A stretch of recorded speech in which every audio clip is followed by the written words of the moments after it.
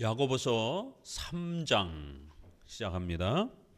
야고보서 3장 성경 본문을 함께 읽어보도록 합니다. 내 형제들아, 너희는 선생된 우리가 더 큰 심판 받을 줄을 알고 많이 선생이 되지 말라. 우리가 다 실수가 많으니 만일 말에 실수가 없는 자면 곧 온전한 사람이라 능히 온 몸도 굴레를 씌우느니라. 우리가 말을 순종케 하려고 그 입에 재갈 먹여 온 몸을 억어하며. 3장은 기독교 윤리의 이제 중요한 그 예로 구계명, 거짓말하지 말라. 말을 어떻게 해야 될 것인가? 기독교인으로서 올바른 이 말을 하는 법들에 대해서 이제 우리에게 소개를 합니다.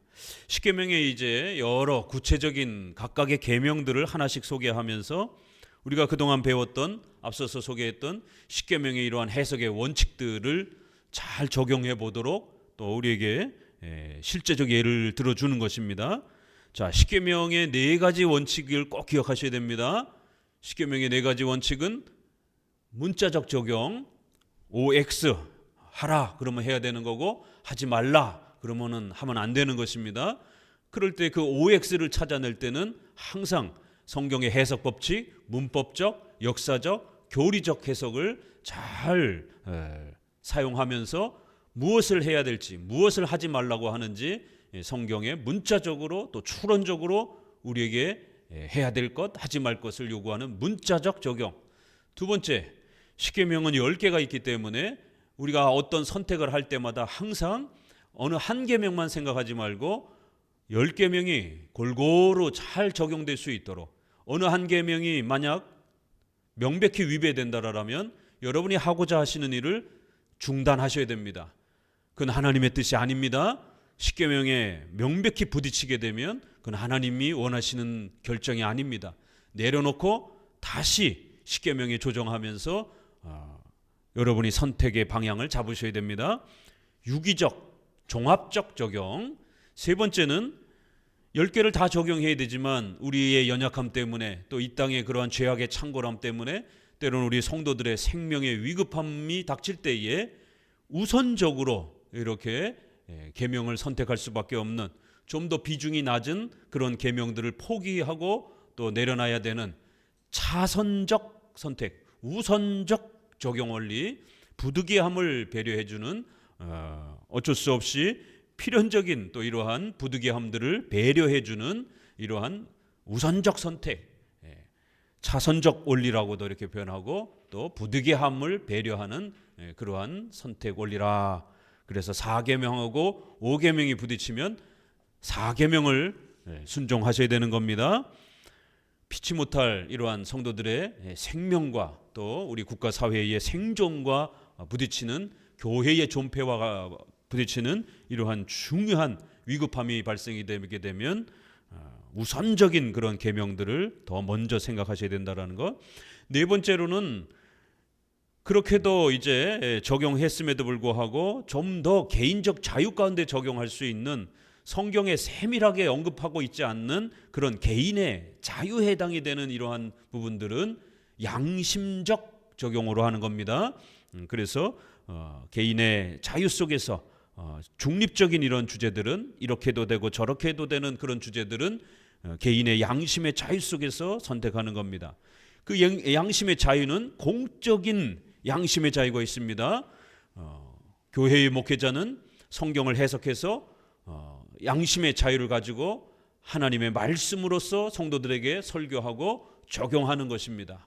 또 그러한 목회자들이 모여서 교회법을 정할 때에 양심의 자유를 가지고 성도들의 도움을, 건덕을 위해서 중요한 질서들을, 법들을 공적으로 정하는 겁니다. 그러한 공적이지 않은 지극히 사적인 것들은 우리 성도들이 가정에서, 부부가, 가족들이 서로 의논하고 결정하면 되는 겁니다. 그 의논하고 결정할 때는 그 양심의 적용이라고 하는 것은 항상 덕스럽게 사랑으로 이렇게 온유함으로 하라, 이렇게 성경이 권면하고 있습니다. 그럴 때 덕스러움이란 항상 3가지를 기억해야 된다고 그랬죠. 그 나라의 관습, 전통적인 이러한 예의, 도덕, 이런 부분들, 관습을 존중하면서 적용하는 겁니다.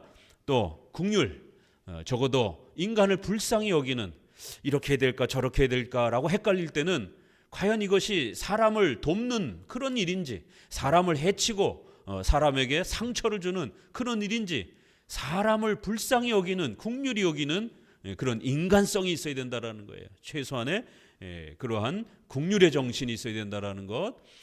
세 번째로는 첨예하게 서로 의견이 부딪히게 되면 중간적인 부분에서 서로 반씩 양보하고 그렇게 결정하는 게 양심적 적용입니다. 이러한 네 가지 십계명의 원리를 따라서 십계명을 연습하는 겁니다. 그래서 십계명은 단편적으로 우리 눈에 이렇게 확 들어오는 것도 있고, 또 그 십계명이 기본 원칙을 기준으로 해서 오늘 우리 사회의 다양한 문명과 이런 복잡한 이런 우리의 사회 속에 그것이 파고 들어갑니다. 확장됩니다. 그래서 성경에는 자동차, 뭐 이러한 또 여러 가지 우리의 문화생활, 스포츠 이런 거 하나도 없습니다. 그렇지만 십계명에는 인간의 근원된 삶의 원리를 가르치고 있는 것이기 때문에 그 기본 원리를만 있으면, 우리가 수학 근본 공식만 잘 알고 있으면 응용이 되는 수많은 그러한 그 문제들을 풀어낼 수 있는 것처럼 십계명은 핵심 기본 공식입니다. 그래서 그거를 정확하게 갖고 있으면 우리 사회에 발생이 되는, 여러분의 개인의 삶에 발생이 되는 수많은 그러한 세부적인 적용들, 확대 적용되어지는 것들을 전부 다 해결할 수 있습니다. 오늘날 우리가 살인죄와 관련해서도 특별히 이러한 시험관 악이라든가 또 인공수정이라든가 이런 배아 복제 문제라든가 이러한 그 인간의 DNA에 대한 이런 의료적 과학이 발달이 되면서 이런 다양한 임신의 방법이라든가 이런 부분들을 어떻게 해 성경적으로 답을 내려야 될 것인가? 성경에는 정자, 난자, 수정체, 배라, 줄기세포 이런 부분들에 대한 언급이 없습니다. 성경엔 그저 여성의 배가 불러오면 그 임신으로 이렇게 보는 겁니다. 그럴 때 적어도 우리가 6계명 살인하지 말라라고 하는 이 근본 이 계명 아래 또 7계명 일부 일처라라고 하는 이러한 원칙을, 기본 원칙을 가지고 이제 일반 계시, 일반 은총, 우리의 사회의 이러한 도덕과 문화와 법을, 또 사법적인 부분들, 또 의료적인 부분들, 또 우리 사회의 도덕, 문화적인 그러한 보편 상식적 그러한 시민의식, 이런 것들을 전부 동원해서 과연 이러한 임신의 이러한 난임의 이런 문제들을 어떻게 해결해야 될 것인가, 이런 것들을 고민해 가는 것입니다. 그럴 때에 우리는 절대로 그 배아 이 세포를 가지고 수정란을 가지고 이렇게 시험하는 것을 낙태로 우리는 금지합니다. 수정된 그 자체가 인간이라는 것.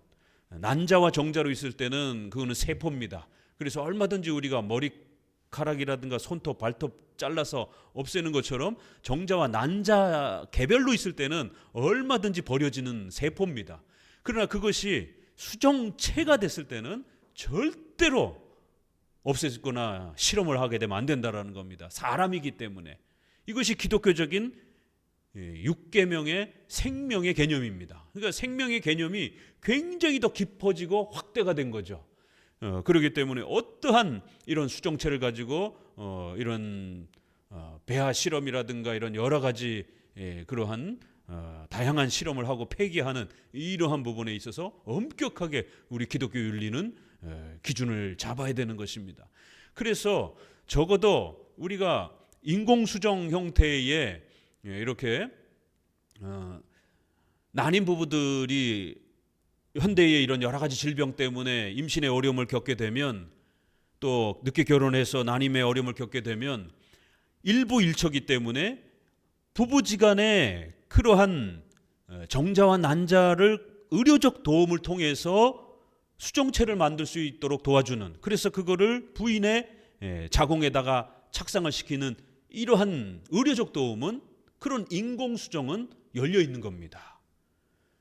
수정체를 버리는 것도 아니요, 또 남의 남자의 이러한 또 남의 여자의 어떤 정자 난자를 기증받는 것도 아니기 때문에 오직 부부의 이러한 부분들을 남성의 정자의 이러한 부분들의 어떤 어려움이 있다라면 남성의 이러한 또 부분들을 과학적 의료적 도움을 통해서 정자를 채취해서 이렇게 도움을 줄 수 있는 이런 방식, 또 난자가 어려움을 겪고 있다라면 또 체외 수정이라든가 이렇게 의료 기구를 통해서 수정체를 만들어서 그렇게 부인의 자궁에다 착상을 시켜서 임신이 진행이 되도록, 이런 모든 부분들은 열려 있는 것이에요. 그러나 시험관 아기는 이건 더 깊은 고민이 되는 겁니다. 여성의 그러한 배란은 한정돼 있기 때문에 강제로 한 10개 정도의 난자를 억지로 채취를 해서 수정체 10개를 만들어 가지고 그 중에 가장 건강한 2개 정도를 그렇게 착상을 시키는 겁니다.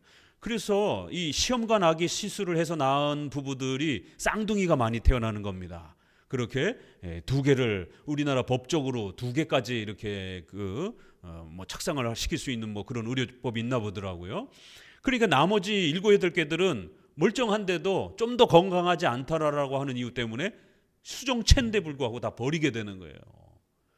그렇게 되면 준낙태에 해당이 되는 겁니다. 이런 부분들이 낙태의 개념이 확장이 되고 있는 겁니다. 현대 문명과 관련해서. 그래서 이제 우리 난임 부부들이 선택할 수 있는 최대의 어떤 그런 선택이 되는 것은 부인의 이 몸의 고통을 좀 더 감수하고 하나나 2개 정도만 채취하는 것이에요. 왜냐하면 난자를 한 번 채취할 때마다 여성이 엄청나게 힘들기 때문에 몸에 또 무리도 많이 되고, 그래서 한꺼번에 뽑는 겁니다. 그렇지만 우리의 생명윤리와 부딪히기 때문에 몸이 좀 더 고통스럽더라도 적어도 이러한 의료적 도움을 받으려면 하나나 2개 정도 선생님하고 의논을 해서 최대치가 2개 정도라고 하니까 2개 정도 난자를 이렇게 채취해서 수정체를 만들고 그 2개 모두를 착상을 시키는, 여기까지는 그래도 우리가 허락할 수 있는 범위가 되는 겁니다. 그래서 그 수정체 2개가 착상을 하는 과정에서 하나가 제대로 착상을 못해서 죽어버렸어요. 그러면 자연 유산이 되는 겁니다. 우리 정상적 부모들도 이렇게 자궁 외 착상이라든가 이런 여러 가지 이유 때문에 유산이 되는 경우들이 많이 있습니다. 그거는 의도적으로 죽인 것이 아니라 자연 임신에 준하는 과정 속에서 진행되다가 자연적으로 유산이 되는 것이기 때문에 낙태의 이런 죄에 접촉이 되는 것에서는 좀 멀어질 수 있는 것입니다. 그러니까 이런 기준을 마련하지 않으면 자칫하면 이 기준이 없이 접근하게 되면 모든 것을 양심의 죄책감으로 이렇게 엄청난 죄책감을 느낍니다. 특별히 여성들은 모성애가 강하기 때문에 유산을 해도요, 여성들은 죄책감에 시달립니다. 내가 잘못해가지고 유산이 된 건 혹시 아닌가, 이런 어마어마한 모성애 때문에 평생을 지울 수 없는 죄책감에 시달립니다. 그 목사님한테 와서 이렇게 상담을 하는 과정 속에서, 목사님, 이거 내가 회개를 했는데도 마음에 이 불안함과 하나님 앞에 죄진 게 너무 강해서 해결이 되지 않습니다. 어떻게 되죠? 회개한 것 같은데도 또 죄책감이 들고, 그 나중에 우울증까지도 찾아오게 되고 이 질병들이 찾아오는 거예요. 그럴 때는 기준을 마련하고 그 기준 안에서 자연적으로 유산이 된 것이면 그건 절대로 죄가 아니다라고 죄의 기준과 개념을 가르쳐야 되는 거예요. 십계명을 가지고. 죄가 아닌 거를 죄라고 생각하면서 양심의 가책을 받으면 그건 하나님의 말씀을 내가 잘못 이해하고 있는 거기 때문에 문제가 되는 겁니다. 그래서 하나님의 말씀의 기준에 입각해서 그 정도의 영역은 죄가 아니다라고 배우게 되면 양심의 자유를 얻게 되는 거예요. 또 거꾸로 이건 분명히 죄인데 기준을 모르니까 버젓이 그냥 돌아다니는 거예요. 또 하는 거예요. 그런 악한 행위들을. 양심의 죄책감을 잃어버린 이런 아주 악한 그러한 마음을 갖고 살아가게 됩니다. 그리고는 거듭 그러한 비슷한 죄악들을 반복하게 되는, 그거는 분명히 또 기준을 가르쳐줘서 회개하라라고 또 요구해야 되는 겁니다. 이렇게 우리가 임신이라고 하는 난임 부부들을 어떻게 도와줘야 될 것인가에 대한 부분과 관련해서 이거 하나를 해결하는데도 십계명이 여러 개가 동원이 돼야 되고, 또 일반 계시의 사법적인 부분, 또 이러한 여러 가지 의료적인 부분, 또 보편 상식적인 그러한 또 도덕적인 문제, 이런 모든 부분들이 정말 조화롭게 아주 깊이 있게 분석을 해서 결론을 내야 되는 겁니다. 그러니까 절대로 남의 정자를 기증받아 가지고 아이를 낳고 이러면 안 되는 겁니다. 부인과 남편의 그 노력을 통해서도 안 되면 그 다음 단계는 입양을 해도 되는 거예요. 서양 사람들 얼마나 입양을 잘합니까? 장애인들도 입양하잖아요. 왜요? 이게 기독교 정신 때문이 그런 거예요. 우리는 핏줄 문화가 워낙 강하다 보니까 유교 문화가 강해가지고 남의 자식 들어오면 안 된다라고, 머리 검은 짐승은 받아들이면 안 된다라고, 이게 우리 속담에 이렇게 담아져 있는 거예요. 머리 검은 짐승은 받아들이는 게 아니다라는 게. 그런 게 어디 있어요? 그 혈통 중심의 양반 문화 속에서 노예, 종의 피하고 양반의 피는 다르다라고 하는 이런 식의 결국 혈통 중심이 강해가지고 그 다음에 제사를 지내야 되는 이제 이런 문화 때문에 자기 혈통의 씨가 제사를 드려야만이 조상이 복받는다라고 하는 이런 잘못된 유교 문화 때문에 절대로 입양하지 않는 이런 아주 못된 이러한 문화가 있습니다. 그러나 서양은 기독교적 문화이기 때문에 서구 유럽도 그렇고 미국도 그렇고 우리나라의 많은 아이들이 얼마나 많이 입양이 됐습니까? 우리나라에서는 그 아이들 고아들을 수용을 할 수가 없으니까 입양도 하지도 않고 고아원도 부족하고 장애아까지도 그렇게 입양을 하면서 키울 정도로의 기독교적인 이러한 그 가족관에 대한 부분들이 훨씬 넓습니다. 그러니까 이런 부분에서 절대로 남의 남자나 여자의 정자 난자를 기증받아가지고 굳이 반이라도 내 혈통이 담긴 어떤 그 씨를 얻으려고 하는, 자손을 얻으려고 하는 거는 이건 욕심이고 욕망입니다. 지나친 욕망인 거예요. 자, 그렇게 입양의 어떤 부분들도 또 개인의 어떤 질병과 개인의 어떤 문제 때문에 양육을 할 수 없는 형편이라면 그냥 부부끼리 혼자 여생을 행복하게 사셔도 되는 겁니다. 돕는 배필 이렇게 되어 있기 때문에 웨스트민스터 신앙고백 24장에도 보게 되면 결혼 부분에 결혼의 목적은 이렇게 해서 순서를 보게 되면은요, 돕는 배필 이렇게 나와 있어요. 첫 번째가 자손 양육이 우선적 목적이 아닙니다. 돕는 배필로서 서로가 하나 되기 위해서, 두 번째 자손을 낳아 교회를 세워가기 위해서, 세 번째 자손을 낳아서 국가 사회를 또 보존시키기 위해서, 이렇게 자손의 목적은 두 번째, 세 번째에 해당이 되는 거예요. 그래서 난임 부부의 이러한 어떤 고통을 겪으면서 또 입양도 할 수 없는 처지와 형편이라면 부부가 둘이 평생 행복하게 그렇게 살아도 되는 것이에요. 유교적 문화관에 있어서는 절대로 애를 낳아야 됩니다. 자손을 대를 이어야 되기 때문에, 제사 때문에. 그래서 씨바지 문화가 등장을 하는 거예요. 씨바지. 여성을 갈아치우는 겁니다. 여자가 애를 못 낳는다고 생각하고 여자가 문제가 있다고 생각하고, 그래서 씨를 받아서 애를 낳아줄 수 있는 첩문화가 발생이 되는 겁니다. 그래서 우리 한국 문화는 애를 못 낳으면 바로 그냥 이혼시켜버리고 다른 여성을, 두 번째 부인을 받아들이는 걸 아주 쉽게 생각하잖아요. 우리 드라마, 영화, 이런 연속곡 이런 데서 보게 되면 첫째 부인이 애를 못 낳으면 그냥 내쫓는 것이에요. 그걸 쉽게 생각하고, 애 낳는 거를 가장 근본 목적으로 부부의 연합을 생각하니까 이렇게 되는 거예요. 그렇지만 우리 기독교적 결혼과는 부부가 돕는 배필로 하나 되는 거예요. 얼마나 멋있습니까? 그렇기 때문에 기독교적 가정관이 형성이 되면 부부가 보호가 되는 겁니다. 그래서 제가 오죽하면 이제 신학교에서 이거를 응용 시험을 테스트를 치릅니다. 그래서 신학생들한테 이제 십계명을 가르치고 난 다음에 기본 원칙을 가르치고 응용 문제들을 예를 들어서 여러 개를 자꾸 훈련을 시켜줘야 돼요. 그래야 목회 현장에서 성도들의 다양한 그러한 여러 가지 그러한 가정 임신과 관련한 주제만 하더라도 얼마나 많은 그런 다양한 형편들이 나올 수 있습니까? 그럴 때의 그런 응용 질문들을 이게 죄가 되는지 죄가 안 되는지 성경에 문자적으로 없어요. 추론을 하려고 해도 없어요. 그럴 때 이제 기본 원칙과 일반 계시를 잘 조화해서 결론을 내리는 겁니다. 어디 환상 보고 결론을 음성 듣고 결론을 내리는 게 아니라, 자, 그럼 여러분도 한번 맞춰보세요. 특별히 이제 우리 결혼할 부부, 예비 부부들은 압니다. 테스트를 했기 때문에. 자, 강에 물에 부모님하고 부인이 물에 빠졌어요. 둘 다 수영을 못합니다. 누구를 먼저 구해야 됩니까? 이게 그 나라의 문화적 세계관에 따라 선택이 달라집니다. 자, 카톡에다 남기세요. 남기는 거 누가 어떻게 나 보게 잘못 적으면 이혼할 수도 있습니다. 우리 유교 문화에서는 부인은 바꿔도 된다라는 거예요. 부모님은 한 분밖에 없지 않느냐.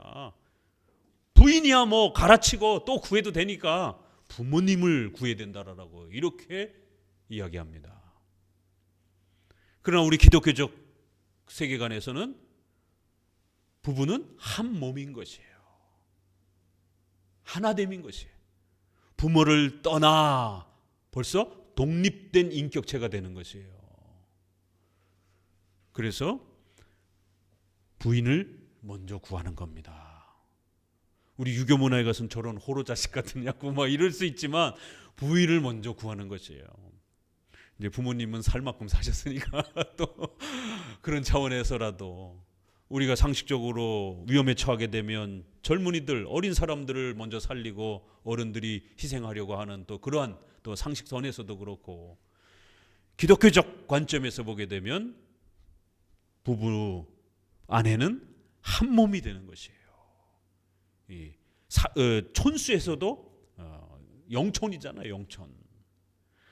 자, 이렇게 십계명의 이러한 기본 원칙과 일반 계시를 우리가 이렇게 잘 적용할 때에 얼마든지 확장이 될 수 있습니다. 이 난임 부부에 대한 이런 얘기 하나만 해도 굉장히 깊이 있게 우리가 얘기할 수 있잖아요. 그렇기 때문에 절대로 그걸 또 피해갈 절대로 그런 기증을 받아서 하면 안 됩니다. 그걸 또 피해보고자 자기 집안에 작은아버지, 큰아버지의 정자를 기증을 받아가지고 또 아니면 처제나 또 이렇게 부인의 여자 자매들 또 난자를 기증을 받아가지고 실제로 의료적으로는 다 가능하기 때문에 그리고는 본인 부인의 자궁에다가 착상을 시킨다든가 또 아니면 부인의 자궁이 약하면 처제가 또 그렇게 수정체를 받아서 임신을 해준다든가 그럼 그렇게 해서 태어난 애가 이모가 엄마예요? 이모예요? 큰아버지가 아빠예요? 큰아버지? 족보가 다 꼬이게 되는 거예요.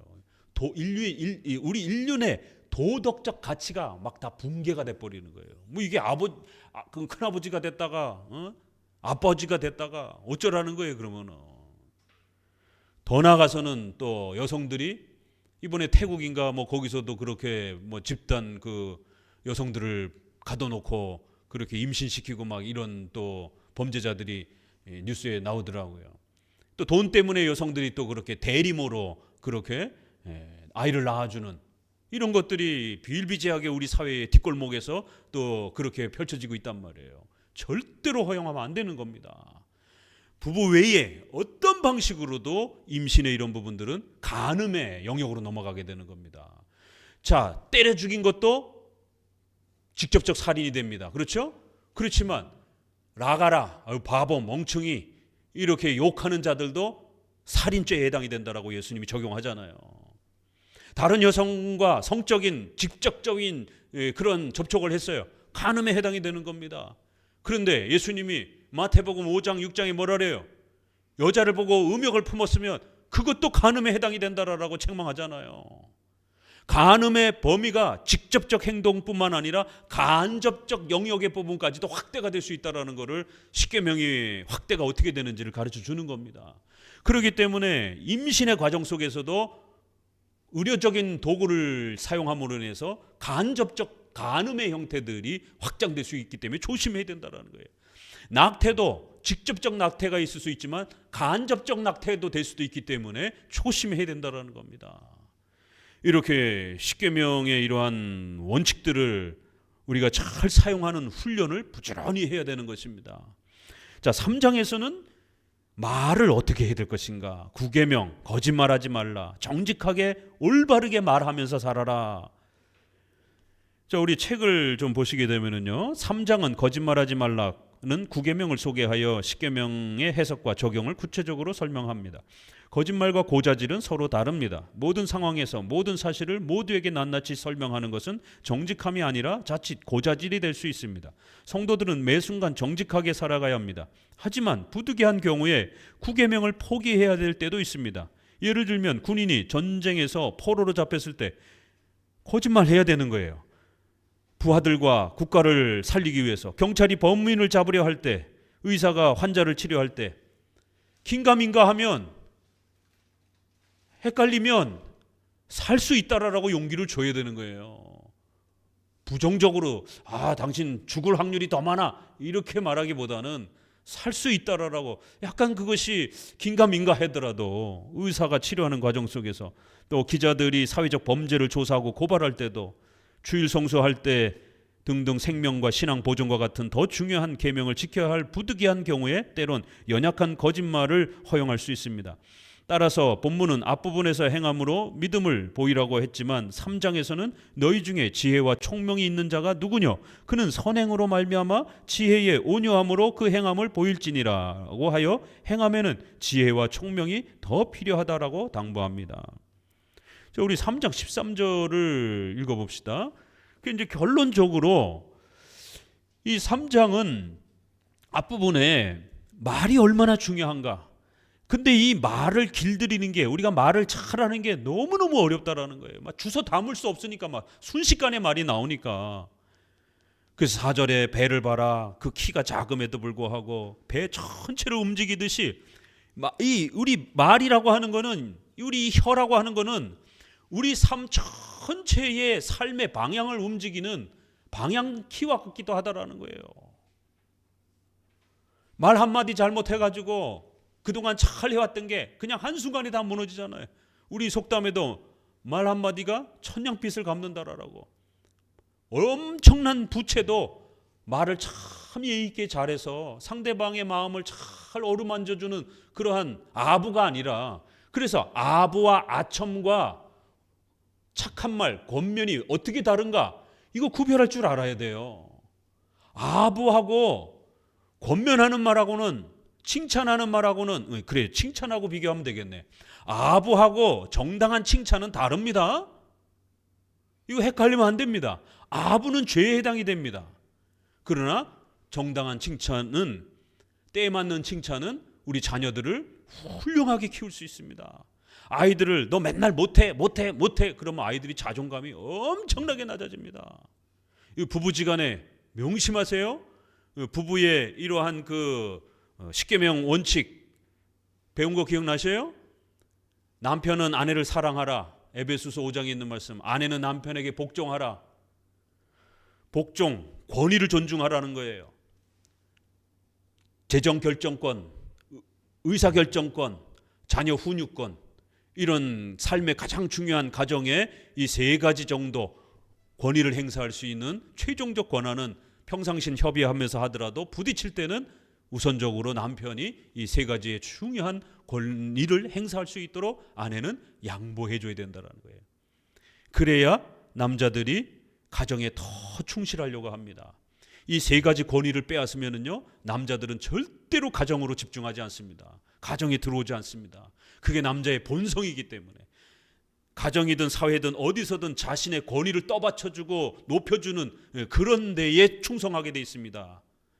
남자들은. 그래서 남자들은 어떤 군대라든가 어떤 사회 조직이라든가 이런 데서 어떤 상사라든가 자기 윗사람을 충성하게 되면 거의 맹종하다시피 충성을 해요. 뭐 가정이 다 망가지는 한이 있어도. 그런 게 남자예요.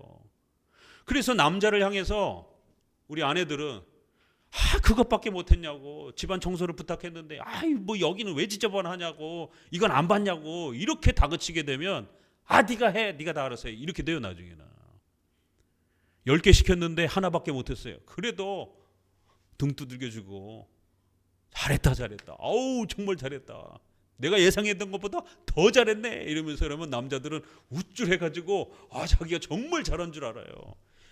여성들이 자기 남편을 가정에 충실한 일꾼, 머슴으로 세울 수 있는 중요한 원칙입니다.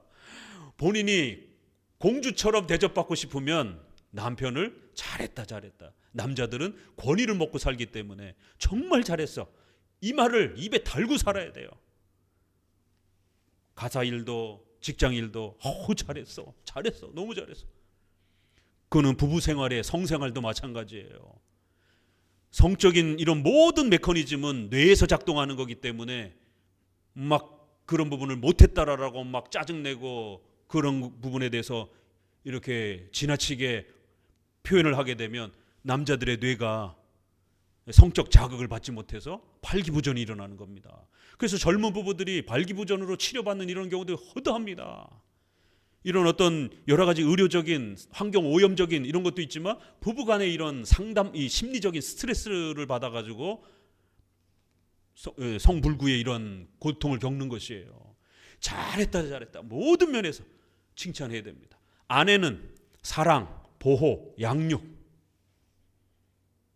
꽃 한 송이를 갖다 줘도 아내들은 기뻐하고 감동하는 게 여성들입니다. 남자들은 잘 감동 안 해요. 꽃다발을 통째로 갖다 줘도 남자들은 잘 감동 안 해요. 그게 남자예요. 그렇지만 여성들은 그런 아름다움의 미에 이런 본성적인 그러한 존재이기 때문에 이런 아름다운 것들을 이렇게 선물해 주면 기뻐하고, 작은 부분들을 아내의 수고와 헌신에 대해서 잘했다가 아니에요, 고맙다라고. 남자는 잘했다라고 해야 되는 겁니다. 아내에게는 고맙다라고 해야 되는 거예요. 고마워, 미안해, 사랑해, 이걸 남자들은 입에 달고 사셔야 돼요. 그럼 아내들은 화가 났다가도 그냥 확 마음이 녹는 게 또 여성입니다. 여성은 자기가 사랑을 받는 그러한 이 공감, 남자들이 공감 능력이, 한국은 유교 문화 때문에 공감 능력이 너무 떨어지는, 이 상명하복에 너무 길들여져 있어서 어렸을 때도 그렇고 어른이 말하는데 어디 대들어, 대꾸해, 뭐 밥 먹는데 뭐 떠들어, 이런 부분들, 군대 가가지고 또 그렇게 군대 문화, 회사에서도 전부 다 이 상명하복의 문화가 이렇게 있다 보니까 부부관계도 상명하복으로 막 이렇게 남자들은 이렇게 대하려고 하는 이 가부장적인 이런 부분들이 우리 유교 문화의 남자들 안에 아주 그냥 뼛속같이 박혀 있습니다. 그래서 우리 10계명의 이러한 5계명의 7계명의 이러한 성경의 기독교 부부관을 가지고 강력하게 그 뼛속에 붙어 있는 가부장적인 그 남자들의 잘못된 이러한 그 부부에 대한 인식을 끌어내고 제거해야 됩니다. 아내들을 사랑하고 공감할 수 있는, 아내의 모든 그런 헌신과 수고에 대해서 고마움을 표현하고, 또 아내의 그러한 모든 감정 표현들이라든가 이런 거를 이렇게 들어주려고 하는, 이 남자들이 오죽하면 쇼핑 가가지고 한 30분을 같이 못 돌아다니잖아요. 공감을 못 하는 거예요. 아내가 30분 떠드는 얘기를요, 남자들은 차라리 10시간을 노동을 하는 게 낫지, 아내가 30분 잔소리하고 이야기하는 거 못 듣습니다. 남자들은 에이 알았어 하고 그냥 문 콱 닫아 버리고 나가버립니다. 이게 남자들이에요. 그 남자들은 훈련해야 되는 거예요. 사랑이라는 건 결국 아내의 헌신과 수고를 공감해 주는 거란 겁니다. 그래서 30분을 아내가 뭔가 자기의 감정을 막 얘기하려고 할 때 들어줄 수 있어야 되는 거예요. 인내하면서 들으셔야 되는 거예요. 쇼핑을 가서 그 아름다움에 심취해서 뭐 다 사진 않잖아요. 절약하는 그래도 부인들의 습성이 있으니까 아이 쇼핑 하는 거예요. 그런 걸 통해서 스트레스도 해소하고 즐거움을 누리는 겁니다. 그럼 남자들이 스포츠를 하면서 스트레스를 해소를 하는 것처럼 아내들은 또 그러한 미를 이렇게 또 즐기면서 스트레스를 해소를 할 때 그걸 견뎌줘야 되는 거예요. 같이 바구니 끌고 다니면서 1시간을 옆에 있어줘야 되는 겁니다. 저희 부부는 어떻게 하냐면, 이것도 저희가 터득한 30년 노하우입니다. 한 30분은 같이 돌고 이제 30분은 저도 힘들어가지고 어디 소파에 가서 이제 앉아 있으면 나머지는 보고 오라고 절충을 하는 거예요. 젊었을 때 한 30대 중반까지는 같이 한 1시간 정도 돌아다녔고, 그 이후에는 이제 다리도 아프고, 남자들은 막 그런 거 여러 개를 보고 막 이런 게 피곤해져요. 이렇게 막 다운이 되는 거예요. 그럼 나 안 가 이러지 말고 같이 가서 소파에 앉아가지고 핸드폰을 보고 게임을 하는 한이 있더라도 같은 공간에 있어주는 것만으로도 안정감을 여성들은 누린단 말이에요. 이런 얘기하면 여성들을 고개 다 끄덕끄덕하죠. 목사님이 이 연애 전문가 무슨 저기가 아니라 성경의 원리를 이야기해주기 때문에 그런 거예요. 남자들도 마찬가지잖아요. 끄덕끄덕하는 거예요. 자, 이렇게 우리의 이러한 소중한 각 계명의 이러한 부분들을 확장시키면 얼마나 많이 확장시킬 수 있는가. 자, 그럴 때 이 말이라고 하는 거, 그 혀가 이렇게 얼마나 중요한가. 그 말 때문에 부부싸움도 일어나고, 말 때문에 결국 직장생활도 그만두게 되고, 결국 말 잘못해서 교회도 떠나게 되는, 교인들과 충돌이 일어나고 싸우게 되는 이런 일이 늘 우리 삶에 비일비재하잖아요. 6절 혀는 곧 불이요 불의의 세라. 이 혀에 대해서, 말 잘못하는 것에 대해서 어떻게 성경이 경고하는가 보세요. 불의의 세계라. 6절. 우리 삶 전체를 불태워버린다라는 거예요. 우리 지체중에 온몸을 더럽히는 이 생의 바퀴를, 우리 삶의 이 모든 과정을 불살라버린다라는 거예요. 그 사르는 것은 지옥불에서 나온다라는 거예요. 7절 여러 종류의 짐승들 다 길들일 수 있는데 우리 자신의 이 말하는 습관 잘 안 길들여진다라는 거예요. 쉬지 않는 악이요 죽이는 독이 가득하다라는 거예요. 아주 독사의 독과 같이, 이빨과 같이 독을 뿜어내는 그게 우리 인간의 혀라는 겁니다. 댓글 연예인들한테 악하게 달고 그래서 연예인들이 자살해서 죽잖아요. 얼마 전에도 젊은 여성이 죽었잖아요. 온갖 그 댓글이, 말이 사람을 죽일 수 있습니다. 왜요? 사람은 인격적 존재이기 때문에. 그 글과 말을 통해서 우리가 인격이 소통이 되기 때문에 상대방의 말 때문에 사람이 죽을 수가 있어요. 명심하셔야 됩니다. 인터넷에서, 교회에서 우리 이런 모든 의사소통 부분에 있어서 말 함부로 하시면 큰일 납니다. 이게 그냥 말이 순식간에 수도 없이 쏟아져 나오니까 인식을 잘 못하는 거예요. 내가 얼마나 말을 거칠게 하고 있는지, 내가 얼마나 상대방에게 폭력적으로 말하고 있는지, 상대방을 얼마나 조롱하면서 말을 하고 깔보면서 말하고 있는지 체크도 하기도 전에 말이 수백 마디가 쏟아져 나오니까 주워 담지를 못하는 거예요. 사회생활 못하고 교회생활 못하는 사람들 보면 항상 이 입이 방정이에요. 말 때문에 항상 실수를 해요. 자신의 삶 전체를 불태우게 돼요. 좋은 직장 들어갔다가도 동료들과 상사하고 싸워가지고 말 한마디 퉁명스럽게 내뱉어가지고 서로 의가 상해가지고 직장에서도 쫓겨나고 그만두고, 교회의 이러한 신앙생활에는 이런 부분이 있어서도 성도들하고 수많은 이 사람들하고 교제하려면 얼마나 힘듭니까? 부부지간에도 싸우고 다투고 그러는데 나와 정반대의 성격, 내가 평상시에 굉장히 싫어하는 그런 사람의 스타일도 교회 안에 다 존재할 수 있는 겁니다. 나와 잘 맞는 그런 분들도 계시지만 평상시에 내가 아주 잘 근처에도 안 가는, 아주 내가 도덕 윤리적으로 굉장히 불편하게 느끼는 그런 사람들도 교회 안에 얼마든지 있을 수 있는 거예요. 그럴 때 어떻게 할 거예요? 원수 대하듯이 할 겁니까? 그럴 때 말 한마디를 어떻게 하느냐에 따라 결국 소중한 교회 생활도 붕괴가 되고 무너지는 겁니다. 목회자하고도 우리가 성경을 가지고 토론하고, 개혁교회는 토론하는 걸 좋아하기 때문에 얼마든지 토론할 수 있어요. 그런데 따지는 방식으로, 반박하는 방식으로, 자기의 의견을 막 개진시키려고 막 이렇게 하는 방식으로 목회자에게 찾아와서 그거를 상담이라고, 그걸 대화라라고 이렇게 본인은 포장을 해요. 그러나 정작 와서는 목사님 이거는 이렇지 않습니다. 이건 왜 이렇게 하십니까? 이런 문제가 있는 겁니다. 그거는 질문이 아니에요. 그건 상담이 아닙니다. 그건 싸우려고 온 거예요.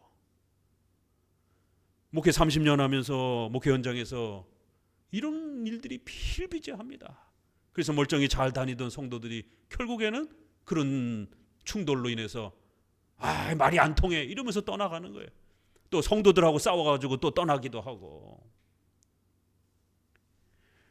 목회자가 다 말할 수 없는 개인 프라이버시가 있기 때문에 그런 면도 있는 겁니다. 와서 따지고 윽박지르고 목사님 그렇게 설교하느냐고, 이렇게 설교해야 된다라고, 그런 단어 쓰지 말라라고, 정치 이런 주제는 하지 말라라고, 성에 대해서 이런 부분은 하지 말라라고, 누가 부자가 되고 돈 이런 거 얘기하지 말라라고, 가난한 사람 힘들어한다라고, 별의별 그러한, 그건 자기 기준인 거죠. 그러면 목회자가 그 사람의 요구에 맞춰서 전부 다 설교해 줘야 됩니까? 다른 성도들도 있는데. 이렇게 말 잘못해서 자기는 그게 상담이고 대화라라고 생각하지만 결국 상대방을 막 공격적으로 조롱하고 비난하는, 더더구나 목회자와 성도라고 하는 이 관계 속에서 목회자의 이러한 설교를 자기 입맛대로 막 조정하려고 하는 그러한 요구들이 교회 안에서 아주 비일비재합니다. 거의 교회를 떠나는 대부분의 이유는 7, 80%는 그런 이유 때문이에요. 그리고 20, 30%는 성도들하고 좀 부딪혀가지고 떠나는 이 경우입니다. 그 교회 안에서 누가 이렇게 떠났다 그러면 그 둘 중에 하나라 생각하시면 돼요. 개인적으로 다 이렇게 얘기하긴 그렇더라도 조심하셔야 됩니다. 말 조심하셔야 돼요. 신앙생활도 망가지고 사회생활도 다 망가집니다. 자, 좀 더 읽어봅시다. 10절에 한 입으로 찬송과 저주가 나는도다. 어떻게 저주스러운 말과 그리고는 또 그 입으로 하나님을 찬송하고 예배하는 말을 어떻게 같이 쏟아낼 수 있겠느냐라는 거예요. 이건 참담한 일이라는 거예요. 오전에는 하나님 예배하고 찬송하고 오후에는 성도들 욕하고 이러시면 안 된다라는 거죠. 기껏 예배하고 찬송하고 주여 도와주시옵소서 간절히 그 입으로 기도하고 점심 먹고 나서 차 마시면서는 목사님 욕하고 성도들 욕하고, 그럼 그 입으로 찬송과 저주가 어떻게 한 입에서 쏟아져 나올 수 있냔 말이에요. 마음에 안 들어도요, 좀 부족해도요, 절대로 교회 욕하면 안 됩니다. 자기 얼굴에 침 뱉는 거예요. 부부가 상대방을 서로 욕하게 되면 자기 얼굴에 침 뱉는 거잖아요. 자기가 선택한 사람이잖아요. 자기가 선택해서 온 교회잖아요. 그래 놓고 욕을 하면 자기가 잘못 선택해서 온 걸 누구 탓을 할 겁니까? 마음에 안 드는 게 있어도 연약한 그 교회를 통해서 역사하시는 그 하나님의 또 이런 섭리의 뜻을 생각하고 오히려 그 연약함을 본인이 채워가려고 노력을 해야지, 절대로 예배 끝나고 나서 목회자 욕하고 성도 욕하고 교회 욕하지 마십시오. 본인은 그걸 대화라고 생각을 해요. 이거 뜯어 고치시고 의식하셔야 됩니다. 둘이 앉아가지고 말이야 오늘 김지사가 이 집사가 이런 부분은 조금 문제가 있는 것 같지 않아? 이러면서 이제 얘기가 시작하다 보면 나중에 이제 험담하고 저주하는 이제 막 한참 이제 오징어 씹듯이 욕하고 있는 자신들을 못 발견해요. 왜? 본인들은 그게 대화라고 생각을 하는 거예요. 입에 욕을 달고 사는 사람들이 있어요. 툭탁하면 막 육두문자인데 본인들은 그걸 대화라고 생각하는 거예요. 왜? 욕을 하도 많이 했기 때문에 자기가 지금 욕하고 있는지를 모르는 거예요. 언어의 습관이라는 게. 절대로 남 험담하고 조롱하고 뒤에서 말하면 안 됩니다. 하고 싶은 말이 있으면 얼굴에다 대고 직접 찾아와서 뭔가 요구할 상황이 있으면 서로 얘기를 해야지, 없는 데서 뒤에서 누구 얘기하고 이러면 그건 90% 이상이 다 욕이 됩니다. 오히려 칭찬과 덕스러운 이런 격려라든가 이런 거 거의 없잖아요. 솔직히 말해서 이 집사 어때 이러면서 얘기하기 시작하면 이번에 새로 오신 분 어때 이러면 참 괜찮으신 분 같아, 참 신실하신 것 같아, 이런 말 몇 번이나 합니까? 거의 90%는 뭐 저렇게 늦게 오시지? 옷차림은 저게 뭐지? 저렇게 행동하지? 부정적인 면에 더 많은 이야기들을 하게 돼요. 11절 샘이 한 구멍에서 어찌 단물과 쓴물을 내겠느냐. 무화과가 어떻게 감람나무를, 포도나무가 어떻게 무화과를 맺겠느냐. 이건 말이 안 된다라는 거예요. 크리스찬들이 이렇게 살면 안 된다라는 거예요. 13절 그래서 이제 이 13절이 이렇게 나오는 겁니다. 읽어봅니다. 너희 중에 지혜와 총명이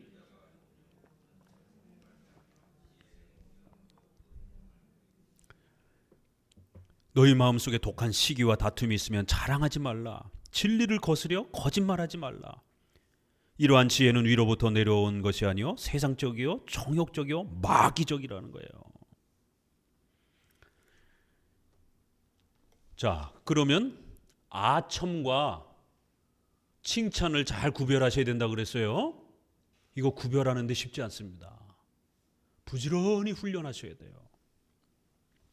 몇 가지만 또 말씀을 드려보면 어떤 것들이 있느냐면, 우리가 또 고민 좀 해보셔야 되는 게 고자질. 정직과 고자질은 얼마만큼의 차이가 있을까요? 모든 있는 사실을 그냥 다 상사한테 이야기해요. 그러면 그게 어떤 면에서는 고자질이 될 수도 있는 거예요. 이거 구별을 할 줄 알아야 돼요. 어떤 동료 직원의 어떤 업무에 대한 뭔가를 얘기하는데 있는 그대로 100% 전부 다 직설적으로 다 얘기를 해요. 그러면 이게 고자질인지 아니면 정직하게 업무 보고를 하는 것인지, 이거는 성경에 딱히 이렇게 자로 재우고 있지는 않아요. 이건 우리 일반 계시, 일반 문화 속에서 우리가 보편 상식이라고 하는 우리 사회의 어떤 그러한 도덕적 규범 아래서 또 조율을 해야 됩니다. 서양 사람들은 좀 더 그 사실을 직접적으로 이야기해 주는 것이 정직함이라고 많이 이렇게 문화 속에서 인식이 돼 있어요. 그렇죠? 그러나 우리 한국 사람은 좀 더 간접적으로 얘기를 해야 돼요. 이렇게 밥상을 차려놓고도 차려놓은 게 많지 않습니다. 많이 드십시오. 이게 한국 사람이란 말이에요. 상다리가 부러지게 차려놓으시고도 미안해서 이렇게 차린 게 별로 없습니다. 그렇지만 좀 많이 드십시오. 자기 집으로 초대를 해서 이렇게 식사를 대접하는데 누추한데 어떻게 여기까지 오셨습니까? 이게 우리 한국 사람인 것입니다. 근데 거기다가 직접적으로 얘기를 해보세요. 내가 이만큼 차렸어. 아주 죽을 뻔했어. 이거 많이 먹고 가야 돼. 남기면 큰일 나. 왠지 굉장히 기분 나빠요. 이게 한국 사람이기 때문에. 오늘 굉장히 참 아름다우십니다. 참 예쁩니다. 오늘 머리 스타일 참 멋있는데? 이러면서 잘 어울리는데, 화장 참 잘 어울리는데? 그럴 때 서양은 이 톤이 잘 안 어울리는 것 같아. 서양 사람들은 조금 더 직접적이 있어요. 그들의 문화 속엔 그게 이제 익숙해져 있으니까 얼마든지 그게 도덕 예의로 정착이 될 수 있고, 그 어느 정도 선을 기분 나빠하는지 이렇게 선을 지키면 되는 거예요. 찾아야 되는 거예요. 그러나 우리 동양 사람들은 오늘 화장 톤이 잘 안 어울리는 것 같아 이러면 열받죠. 화나죠. 자기는 열심히 이렇게 생각해서 화장을 해갖고 왔는데, 그러면 자기 눈에 보기에 조금 좀 이렇게 안 맞는 것 같아도 괜찮네? 이렇게 얘기 좀 무슨 어디 10억을 내야 됩니까? 그냥 있는 거지것대로 오늘 톤이 좀 어두운 것 같아 이래버리면,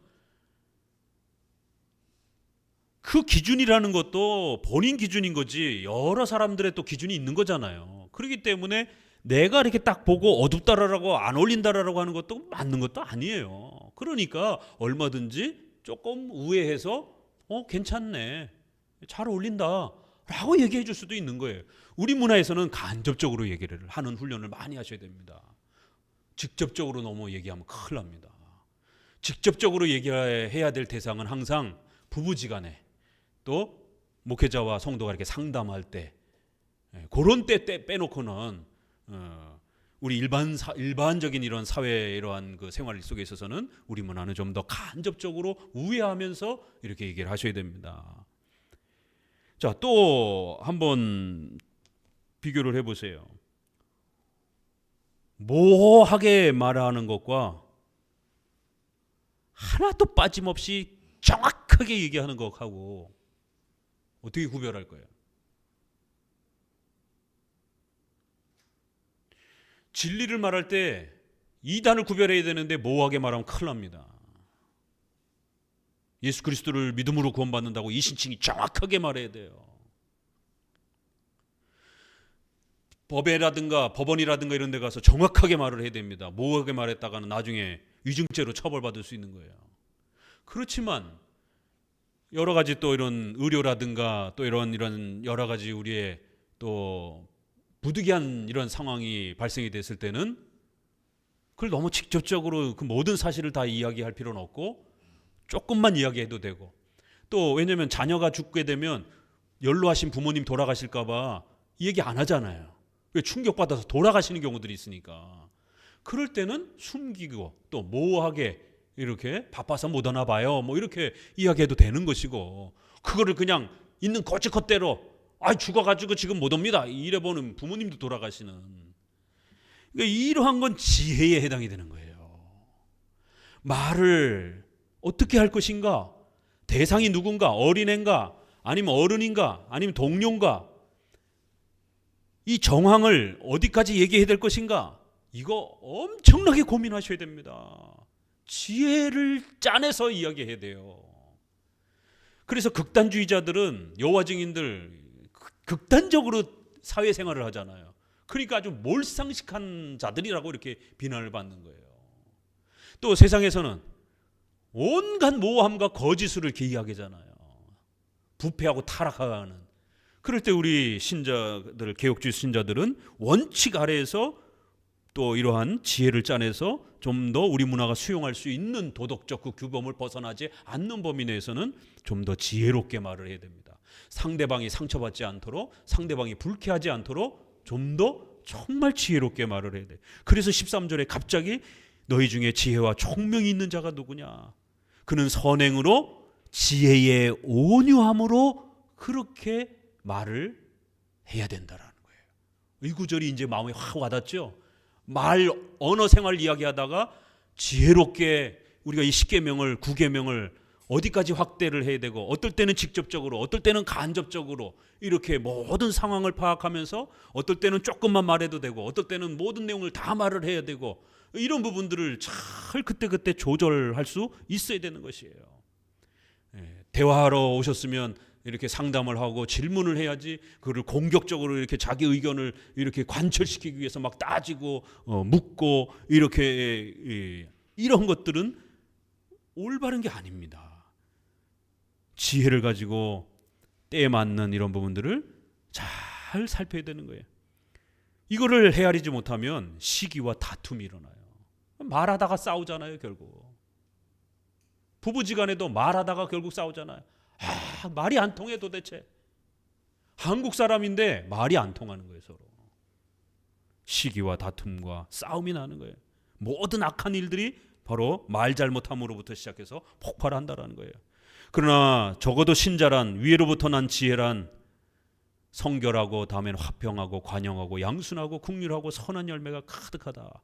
여기도 보세요. 성결하고, 이거는 좀 더 1계명부터 4계명의 신앙적인 그런 부분에 해당이 될 수도 있고, 화평, 관용, 양순, 긍휼, 이거는 어디에 좀 해당이 될 수 있죠? 6계명 안에서 우리가 좀 더 어떻게 자비롭게 행동할 수 있는가, 선한 열매가 가득하고 편벽과 거짓됨이 없이, 자, 편향된 것, 또 바르게 말하는 것, 이런 부분들, 또 그 다음에 비난하는 것과 비판하는 것. 우리가 이단은 비판할 수 있어요. 진리에 위배되는 자들을 우리가 분명히 신학자들, 목회자들 이런 비판을 해야 됩니다. 그렇지만 인격을 지나치게 비난하면 안 돼요. 뭐 저렇게 생겼어. 뭐 이런 인격을 비난하는 이런 건 잘못된 겁니다. 그의 말의 내용, 진리를 망가뜨리는 그런 말의 내용을 비판하는 거는 그는 논평, 평가, 이건 괜찮은 거예요. 그러나 비난, 조롱, 이건 다른 겁니다. 근데 우리 일상생활에서는 아주 비슷해요. 둘 다가. 그래서 구별하는 훈련을 해야 됩니다. 화평케 하는 자들은 화평으로 의의 열매를 거두느니라. 이렇게 십계명의 이러한 부분들을 하나하나 적용하는데 엄청난 지혜가 작동돼야 된다는 겁니다. 4장 봅시다. 너희 중에 싸움이 어디로, 다툼이 어디로 쫓아나느냐? 너희 지체 중에서 싸우는 정욕으로 쫓아난 것이 아니냐? 같이 읽어보세요. 너희가 욕심을 내어도 얻지 못하고, 너희가 다투고 싸우는도다. 너희가 얻지 못하면 구하지 아니하며 구하여도 받지 못하면 정욕으로 쓰려고 잘못 구함이라. 간음하는 여자들이여, 세상과 벗된 것이 하나님의 원수임을 알지 못하느냐? 그런즉 누구든지 세상의 벗이 되고자 하는 자는 스스로 하나님과 원수가 되게 하는 것이라. 여기 굉장히 아주 엄중한 책망들이 나오죠. 시기, 질투, 미움, 싸움, 다툼하게 되면 하나님과 원수가 되는 이런 행동들이라는 거예요.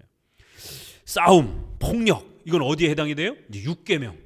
앞부분에는 이제 3장은 9계명을 이제 우리가 어떻게 조율하고 어떻게 확장하고 세밀하게 펼쳐낼 수 있는가에 대한 연습이었다라면 4장은 6계명, 살인하지 말라.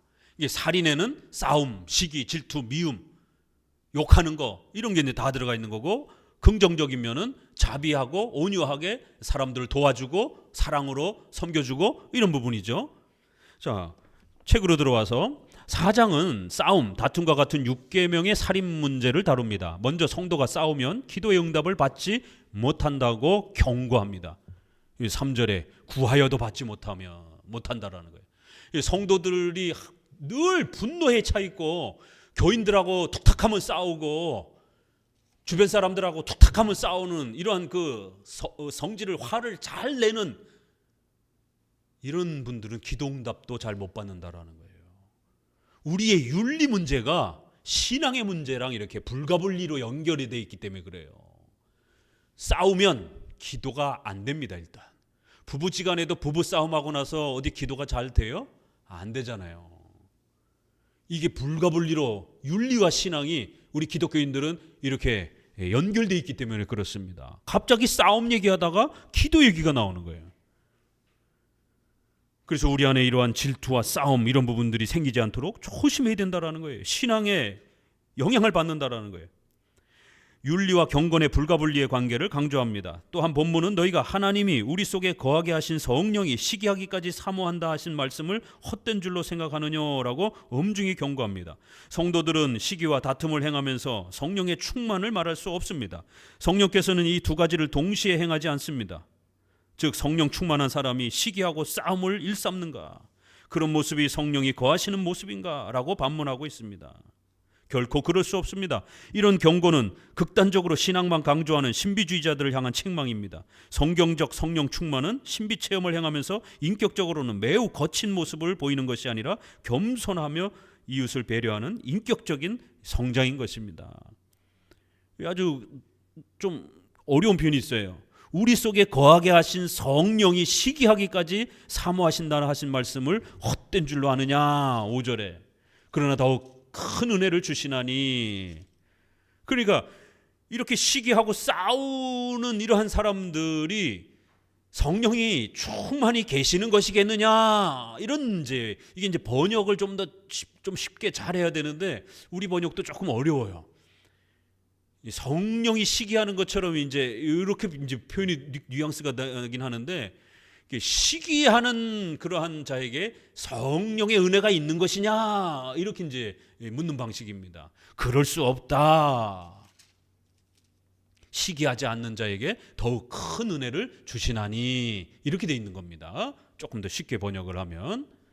그렇기 때문에 성도들하고 싸우고 시기하고 질투하고 막 그렇게 폭력적인 이러한 행동들은 성령 충만함을 잃는 행동이 된다라는 것이에요. 4장 11절에서부터 12절을 보니까 극단적 율법주의 형태로 나타나는 6계명 파괴를 설명합니다. 형제를 판단하는 자는 곧 율법을 비방하고 율법을 판단하는 것이라. 내가 만일 율법을 판단하면 율법의 준항자가 아니요 재판자로다라는 말씀에서 보듯이, 요거 굉장히 중요한 말씀입니다. 요거 꼭 표시를 좀 해놓으세요. 우리 종교개혁자들이 이 구절을 굉장히 많이 사용했어요. 이 교회법의 근거 구절로 이 구절을 굉장히 많이 사용했습니다.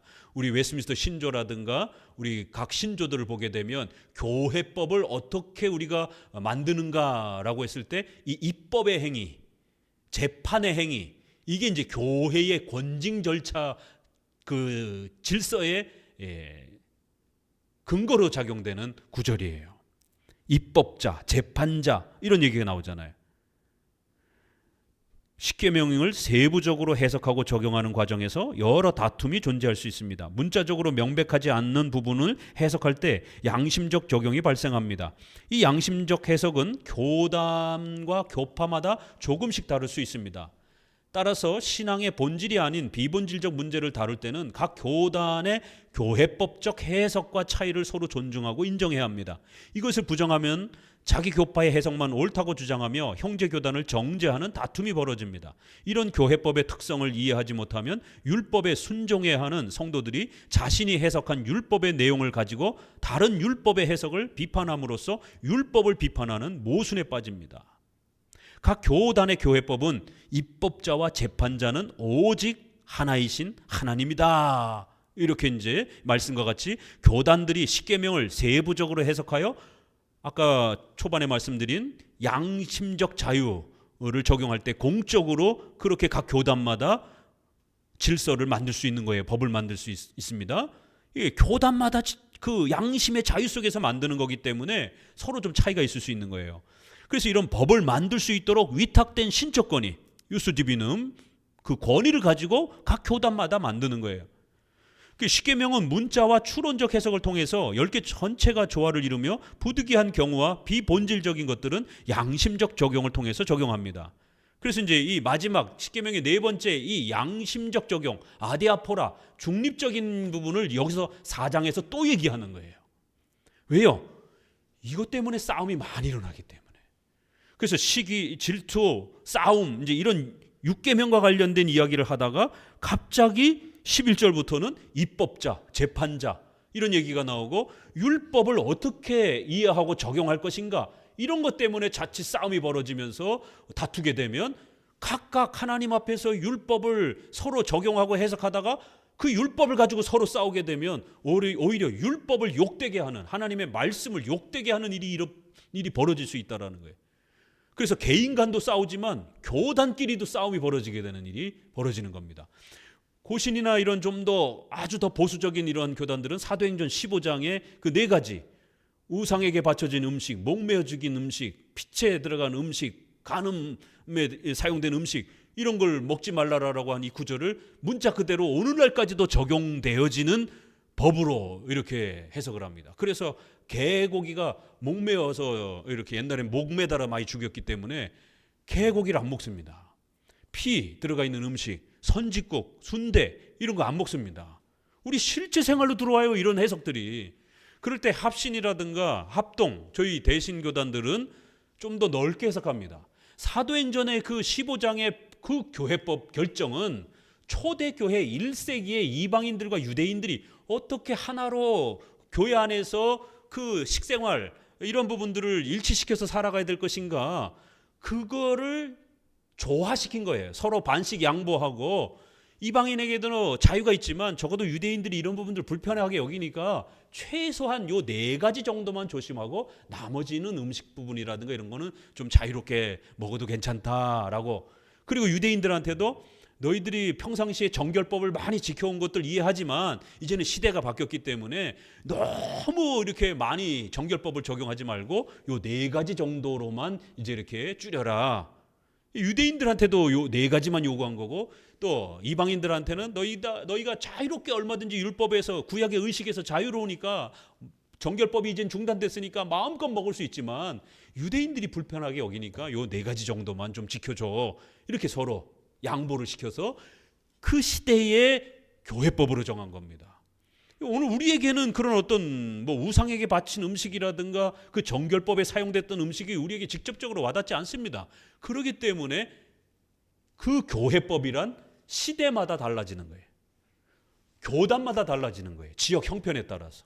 왜요? 이건 양심의 자유 속에서 그 지역이 처해 있는 어떤 도덕, 교회적 질서를 좀 더 건강하게 만들어 주려고 교회의 지도자들이 자유롭게 정하는 거기 때문에 얼마든지 시대마다 달라지는 거예요. 그래서 칼빈의 기독교 강요 교회론 부분에 보게 되면 나는 우리 프랑스 이런 또 제네바에서는 이렇게 정한다. 그렇지만 다른 지역이라든가 다른 때는 얼마든지 우리 것을 사용해도 되고 안 사용해도 된다. 다 없애고 너희들이 자유롭게 당신네 나라의 형편에 맞게 다시 법을 만들어도 된다. 다만 그 법을 만드는 교회법을 만드는 원리 정도는 이해하고 있어라. 이렇게 양심적 원리가 작동되면서 관습, 인간성, 긍휼, 그 다음에 중간적인 것, 이렇게 양심적 적용을 아디아포라를 공적인 영역, 사적인 영역 이렇게 구별을 해서 접근하는 이런 중립적인 이런 부분을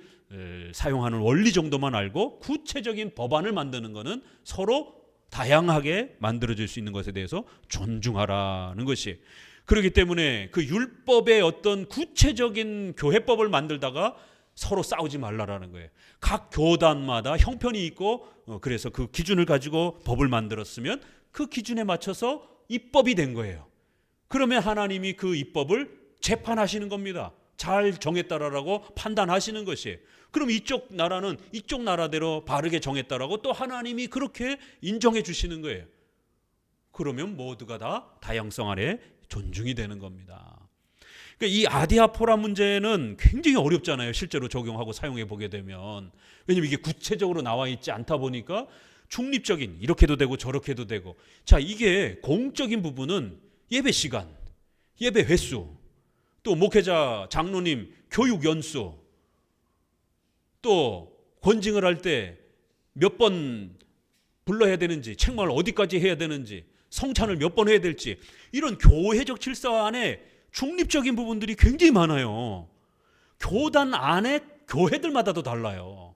우리는 성찬을 2달에 한 번씩 하지만 옛날에는 한 달에 한 번씩도 했잖아요. 그렇죠? 근데 우리 교단 안에 1년에 2번 하는 데도 있고 이렇게 여러 차이가 있단 말이에요. 예배 시간들도 다 다르고. 그렇다고 저 교회 욕할 거예요? 아니죠. 그건 교회 형편에 맞게 그 교회의 권위자들이 또 정하면 되는 겁니다.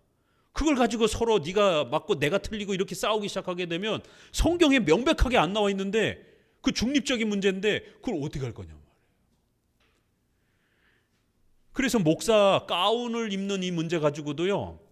영국에서는 이제 이 메리 왕이라든가 이렇게 해가지고 목회자들을 핍박의 어떤 빌미로 삼아가지고 주일 성수의 그 스포츠 하는 거 주일 오후에 그다음에 목사 가운 입히는 거 요 2개를 가지고 공격을 했어요. 그래서 영국에서 종교 개혁이 요 2개 때문에 일어나는 거예요. 스위스 찌븐귤리는 사순절 때 소세지 고기를 먹어도 되느냐 안 먹어도 되느냐 사순절 금식을 해야 되는데 가톨릭이 사순절 금식을 시켜왔잖아요. 그럴 때 출판업자들이 찌빙글리를 따르는 교인들 중에 몰래 소세지를 먹었다가 그게 어떻게 고발이 돼가지고 아직은 가톨릭 영향권에 이렇게 있었기 때문에 찌빙글리도 사제였단 말이에요. 처음에는. 그래갖고 이거를 고기를 먹어도 되느냐 안 되느냐 금식 기간 중에. 그래서 양심의 자유 원리를 또 구약의 정결법의 이 중단 원리를 배웠던 찌빙글리의 이 성도들은 이거 안 먹어도 되는 거 아닌가? 이거 먹어도 죄가 아니다라고 이제 우기면서 왜 우리를 정죄하느냐? 우린 잘못한 게 없다. 이제 이럴 때 이제 가톨릭 교구에서 이제 정죄하려고 할 때 쯔빙글리가 지켜보다가 이건 아닌데. 그래서 1520년에 금식 사순절 금식 이런 건 잘못된 거다. 이건 미신적인 거다. 교회에 어디 그런 걸 정하라는 법이 어디 있느냐 성경에. 이건 잘못된 법이다. 우리는 얼마든지 모든 시간에 모든 음식을 우리는 자유롭게 먹을 수 있다. 이러면서 화가 나가지고 가톨릭과 싸우기 시작하면서 종교개혁이 일어난 겁니다. 이거 상식적으로 알고 계셔야 돼요. 쯔빙글리는 소세지 때문에 종교개혁이 일어난 거예요. 루터는 1517년 그보다 3년 앞에 면죄부 이 문제 때문에 종교개혁이 일어난 거고 조금씩 그 지역 형편의 이제 특성이 이제 다른 거예요. 영국은 옷 입는 문제, 주일 성수 문제. 그래서 가톨릭식으로 바꾸려고 메리 왕이 성공회를 중심으로 해서 목회자들을 그렇게 개조시키려고 막 압박을 할 때 좋다 그러면 양보를 해가지고 중백의락을 해가지고 카톨릭 옷은 위에서부터 밑으로 엄청 길잖아요. 그러니까 중배그라고 하는 거는 중간 정도. 지금 우리 목회자들이 입는 정도의 길이에요.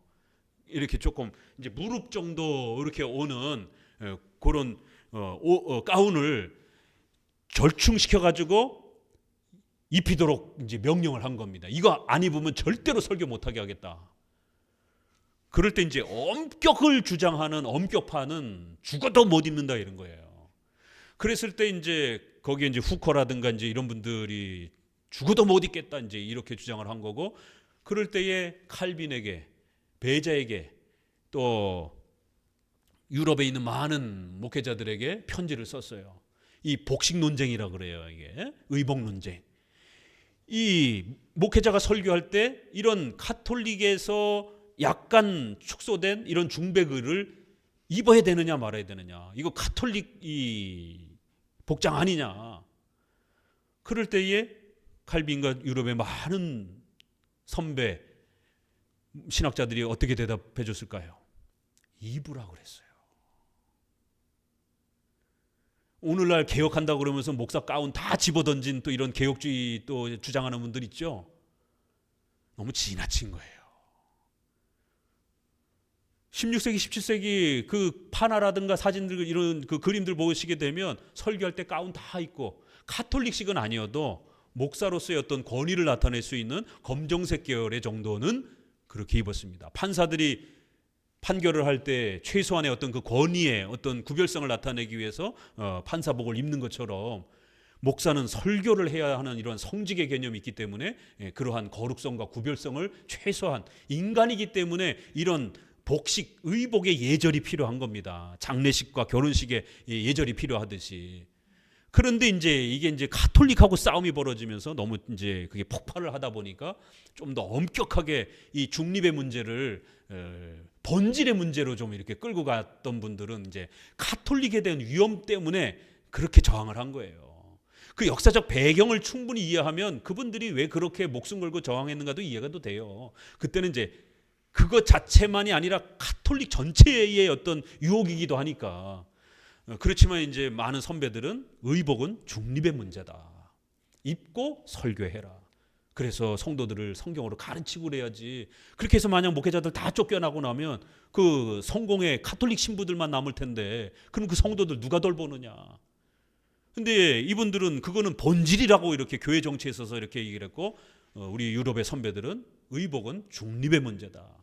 이렇게 교회 정치와 관련해서 본질의 문제가 있어요. 목사, 장로, 집사, 항존직으로서 세 직분만이 항존직이에요. 나머지는 다 임시직이에요. 이걸 뒤바꾸면 안 됩니다. 이건 반드시 본질의 문제예요.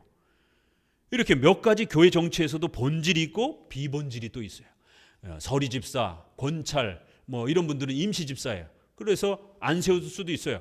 용어도 바꿀 수도 있어요. 임시직이니까 그냥 말 그대로 임시로 그냥 잠깐 세우는 거예요.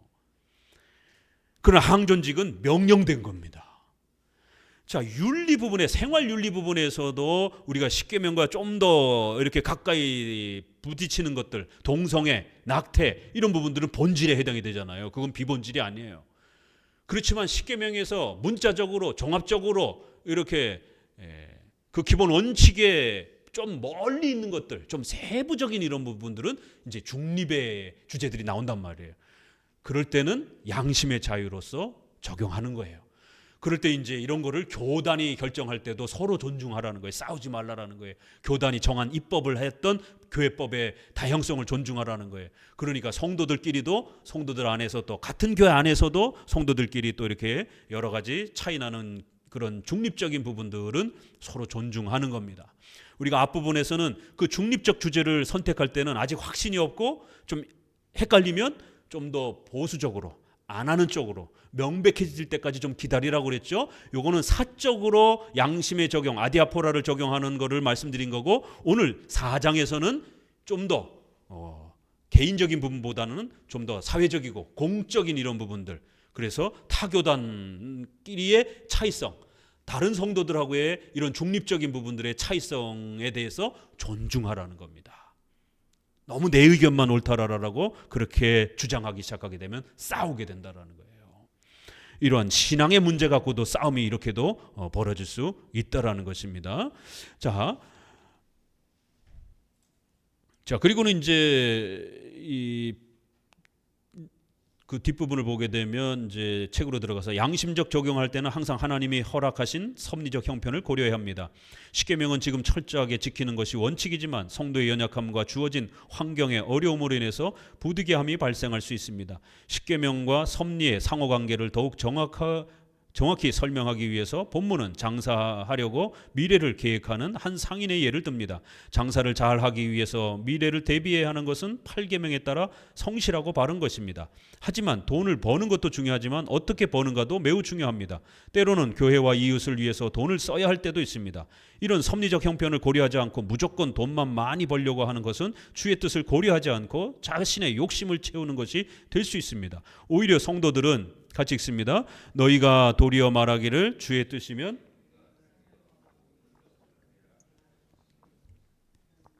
말씀처럼 하나님께서 현재 우리에게 허락하신 섭리적 형편을 고려하면서 이것과 저것을 선택하도록 움직여야 합니다.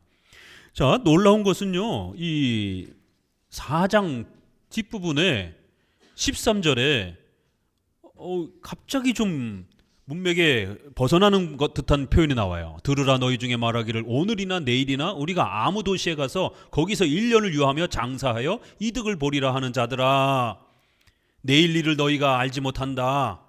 내일 죽으면 어떡할 거냐.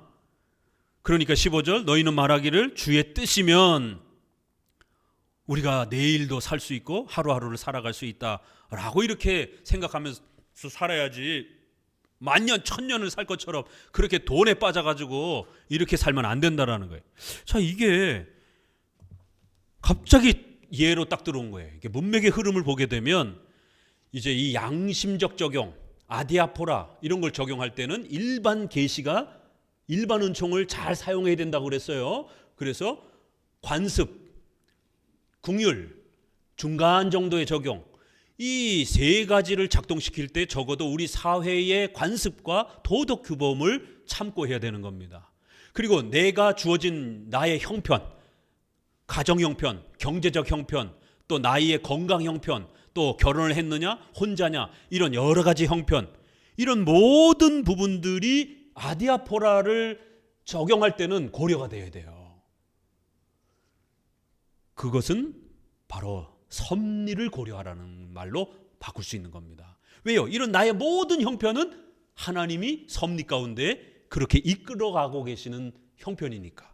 내가 대한민국에 태어난 거, 또 한마음교회 다니는 거, 또 어떤 직장에 속해 있는 거, 이거 다 하나님의 섭리 가운데에서 나에게 주어진 형편들이잖아요. 자, 그렇기 때문에 십계명을 적용할 때, 특별히 아디아포라를 적용할 때는 일반 계시, 우리의 일반 문화와 도덕, 관습을 잘 사용해야 되는데, 그러한 일반 문화 도덕들은 항상 하나님의 섭리 안에서 진행되어지는 흐름들이 있다라는 거예요. 대한민국이 가난할 때가 있었고 지금은 대한민국이 좀 더 부유하잖아요. 그러면 또 그 부유한테 태어난 사람들은 거기에 맞춰서 또 살아갈 수 있는 거예요. 자, 그럴 때에 내일 일을 준비하고 사업을 10년 뒤를 준비하고 여러분 개인이 노후를 준비하고 이런 재정 준비를 하는 건 틀려요, 맞아요? 이건 건강한 겁니다. 그런데 이렇게 내일을 준비하자, 우리가 어떻게 사업을 펼칠 것인가, 이런 고민을 하는 게 왜 잘못됐습니까? 1년을 이렇게 유하면 어떻게 장사를 할 것인가, 이거 아주 좋은 계획이잖아요. 그런데 여기서 책망받고 있는 이유는 뭘까요? 주의 뜻이면 할 수도 있고 못한다. 너희가 허탄한 자랑을 한다라는 거예요. 이런 자랑은 다 악한 것이라는 거예요. 사람이 선을 행할 줄 알고도 분명히 지금 누군가를 도와줘야 되는데 그 돈 가지고 투자하려고 안 도와주는 거예요. 내가 다음에 도와줄지 뭐 더 성공해가지고. 이렇게 섭리를 바르게 십계명 아래에서 잘 적용하지 않으면 욕심을 채우는 형태로 뒤바뀌어 버린다라는 거예요. 아디아포라가 훈련되지 않으면 악을 행하는 쪽으로, 하나님이 부득이함 속에서 허락하고 배려한 거를 자신의 죄를 짓는, 욕망을 채우는 쪽으로, 욕심을 채우는 쪽으로 먼저 기울어 버려요. 그래서 분명히 내일 일을, 사업을 잘 준비하고 미래를 대비하는 건 훌륭한 일이지만 지금 해야 할 일들을 안 하면서 그렇게 돈만 더 많이 벌려고 하는 이러한 행위는 악한 거라는 거예요. 지금 있는 형편에서 교회 11조도 해야 되고 또 재정이 필요한 이웃에게 구제도 해야 될 형편, 선한 일을 지금 내가 책임을 감당해야 될 선한 일이 분명히 내게 해야 될 일이 있어요. 근데 그것도 다 무시하면서 그냥 몽땅 다 투자할 돈으로 1년 뒤를 준비하고 이러면 잘못된 거라는 거예요.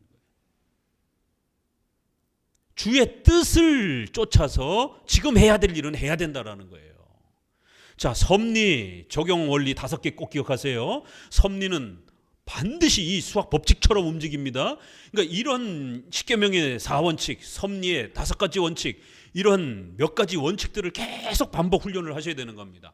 첫 번째, 필연적인 일을 먼저 해야 되는 거예요.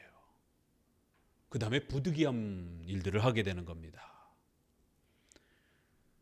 두 번째, 작은 일을 먼저 하는 거예요. 그 다음에 큰 일이 우리에게 주어집니다. 이걸 거꾸로 하게 되면 도박 심리가 되는 거예요. 대박 대박 그러면서 지금 당장 많이 부자가 되고 싶은, 그래서 주식 투자하다가 다 망하는 겁니다. 지금 당장 많이 이걸 버려야 돼요. 적은 단계에서부터 큰 열매로, 현재에서 미래로, 현재의 책임을 최선을 다하고 신실하게 행해야 미래도 준비되고 열리는 겁니다. 현재의 책임을 등한시하게 되면 미래의 좋은 일이 안 열립니다. 또 주변의 일에, 내 주변부터, 그리고 멀리 가까운 곳에서부터 먼 곳으로. 그래서 여러분이 몸담고 있는 모든 사람들을 다 구제할 수는 없잖아요. 그러니까 여러분이 몸담고 있는 제일 먼저 가정, 그 다음에 교회, 여기가 가장 가까운 그런 구제의 대상이 되는 겁니다. 그리고는 이제 직장, 또 사회. 여러분 전철에 예전에는 구걸하는 사람들이 많았잖아요. 그럼 돈을 줘야 되나 말아야 되나. 재정 형편이 안 되면 안 줘도 돼요. 근데 또 이제 착한 성도들은 올 때마다가 주는 거예요. 그래갖고는 돈이 다 털려가지고 집에 장 보러 가야 될 돈도 없고, 이렇게 되면 이건 안 된다라는 거예요. 그러니까 가족들을 먹여 살려야 되는 그런 재정이라면 안 줘도 되는 겁니다. 한 번 줬으면 또 안 줘도 되는 거고, 이런 식으로 가까운 곳에서부터 먼 곳으로. 그 다음에 마지막은 십계명에서 소개되는 이런 부분들은 미루지 말고 주의 뜻이기 때문에, 그건 선한 일이기 때문에 지금 당장 하셔야 되는 거예요. 이제 겹칩니다. 이게 다 이렇게 능동적으로 섭리는 우리가 책임감을 가지고 항상 열심히 하는 거예요. 그렇지만 어떤 경우는 하나님이 다 만들어 주셔가지고 갖다 주는 경우가 있어요. 내가 준비도 안 했는데 어떤 외부적인 도움을 통해 갖고 막 길이 다 열리는 거예요. 그런 건 수동적. 그러니까 능동적으로 내가 먼저 해야 될 일을 하는 거예요. 그러면 수동적인 또 이런 경우들도 발생이 된다라는 거예요. 근데 이걸 까딱 잘못 이해하게 되면 맨날 기도만 하고 있어요. 그럼 하나님이 뭔가 다 열어주시는 것처럼. 기도는 중요하지만 우리가 해야 될 책임은 능동적으로 십계명에서 요구하는 명령들은 열심히 해야 되는 겁니다. 그걸 하면서 또 하나님이 채워주시는 거예요. 대부분 한 80% 이상이 다 능동적 법칙으로 작동이 돼요. 그러나 또 때로는 한 20% 정도는 예기치 않게 뭔가 좋은 일이 갑자기 확 준비가 되고 열리기도 해요. 그러나 매번 그런 일이 주어지진 않아요. 그걸 계속 기대하면서 기도만 하게 되면 나태함과 게으름에 빠집니다. 지금 정치 문제와 관련해서도 사람들이 굉장히 헷갈려 하잖아요. 기도가 능력 있는 거지, 기도를 해야지 크리스찬들이 왜 자꾸 사회적 이런 행동들을 하느냐. 또 어떤 분들은 아니 지금 사회가 이렇게 위험한데 크리스찬들이 목소리를 내서 사회의 부패를 막아야지 맨날 기도만 하고 있으면 되느냐. 이 싸움이요, 제가 대학교 3학년 때 기독 동아리 회장이었을 때, 그때 이제 사회적 어떤 어려움이 있을 때 그때 한참 화염병 들고 막 싸움하고 뭐 이럴 때였잖아요. 그래 그때 크리스찬들 그 동아리 모여가지고 이거 어떻게 해야 되는 거야, 이거 도대체. 이 사회적 불의에 대해서 우리가 머리띠 두르고 우리도 화염병 들고 나가야 되는가? 아니면 이제 다른 분들은 기독교는 비폭력적이어야지 어떻게 우리가 폭력적으로 화염병을 던지느냐. 우리 기도방에 가서 기도하자. 기도파, 행동파 막 이래가지고. 그래갖고 교수님한테 가서 여쭤보니까 이제 교수님들은 될 수 있으면 하지 마. 이제 이런 식인 거고. 교수님들도 딱히 신학적으로 어떻게 답을 못 내리는 거예요. 지금 딱 그런 겁니다. 십계명 우리 기독교 윤리에서 이런 게 다 나오는 거예요. 기도는 기본적으로 하면서 우리 크리스찬들이 해야 될 행동에 책임이 있는 겁니다. 이게 너무 이렇게 나눠서는 안 되는 것이에요.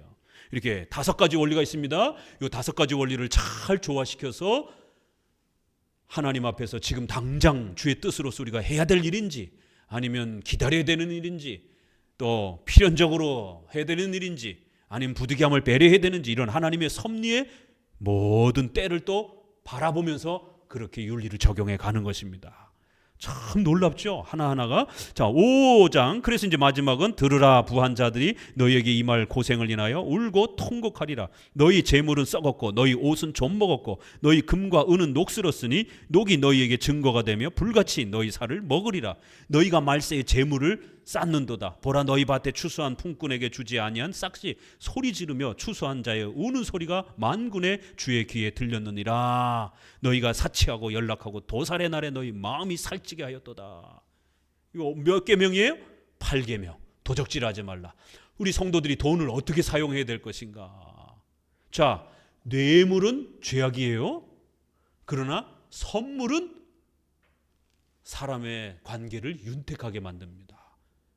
선물은 화를 가라앉힌다. 잠언서에 이런 편들이 있어요. 뇌물은 사회를 망하게 합니다. 그런데 선물하고 뇌물의 경계선을 어떻게 구별할 거예요? 쉽지 않잖아요. 그럴 때는 일반 계시를 작용하는 거예요. 우리 사회에 선물의 상식적 선이 있잖아요. 그래서 우리가 공무원에도 보게 되면 김영란법이 있어가지고 뭐 5만 원 이상, 또 경기가 어려우면 또 뭐 10만 원 이상 이렇게 정해주잖아요. 그러니까 공무원들도 이렇게 접대를 하고 그랬을 때 최소한 사회적 상규라고 하는 요 정도 금액은 괜찮다라는 거예요. 그건 선물에 해당이 된다라는 거예요. 그러나 100만 원, 1000만 원씩 뭔가 공무원이 뭔가 이렇게 명절 때 누군가에게 이렇게 주게 되면 그건 뇌물이 될 수 있다라는 거예요. 그럼 법적으로 처벌을 받는 겁니다. 화투라든가 이런 것도 명절에 우리가 하잖아요. 그렇죠? 그 가족들끼리 뭐 10원 내기 하고 할 수 있어요. 윷놀이도. 그건 놀이에요. 근데 점당 1,000원, 10,000원.